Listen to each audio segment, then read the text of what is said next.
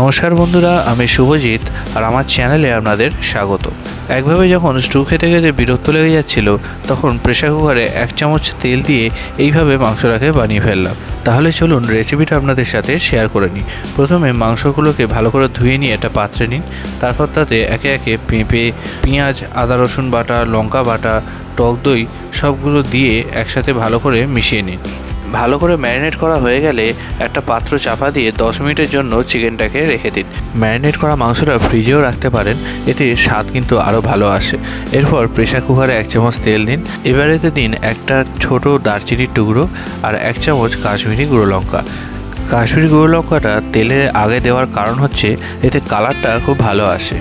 যাই হোক, খানিকক্ষণ নাড়াচাড়া করার পরে ম্যারিনেট করে রাখা মাংসটাকে সম্পূর্ণটাই প্রেসার কুকারে দিয়ে দিন। রান্নায় যেহেতু তেল কম ব্যবহার করা হয়েছে, তাই গ্যাসের ফ্লেম মিডিয়াম রাখবেন, নাহলে মাংস কিন্তু নিচ থেকে পুড়ে যেতে পারে। এবার এতে দেবো 1 চামচ হলুদ গুঁড়ো এবং স্বাদ মতো লবণ। এরপর খানিক নাড়াচাড়া করে এতে জল দিয়ে দেবো। জলটা আপনারা বুঝে দেবেন।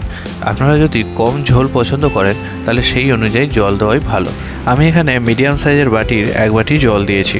এবার প্রেসার কুকারের ঢাকনা বন্ধ করে দিয়ে 2 থেকে 3টে সিটি মারবো।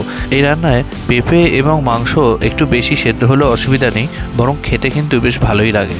সেদ্ধ হয়ে গেছে। এবার প্রেসার কুকারের ঢাকনা খুলে মাংস আর পেঁপেটা একবার চেক করে নেব। দুটোই খুব ভালোভাবে সেদ্ধ হয়ে গেছে।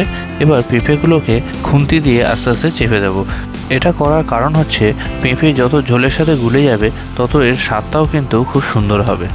বন্ধুরা, আপনারা যদি চিকেন স্টু পছন্দ করেন তাহলে তার রেসিপিও আমি ডেসক্রিপশানে দিয়ে দিলাম। যাই হোক, 4 থেকে 5 মিনিট লো ফ্লেমে ফোটানোর পরে চিকেন একদম রেডি। রেসিপিটি ভালো লাগলে অবশ্যই বন্ধুদের সাথে শেয়ার করুন, আর ভিডিওটি দেখার জন্য সবাইকে অনেক ধন্যবাদ।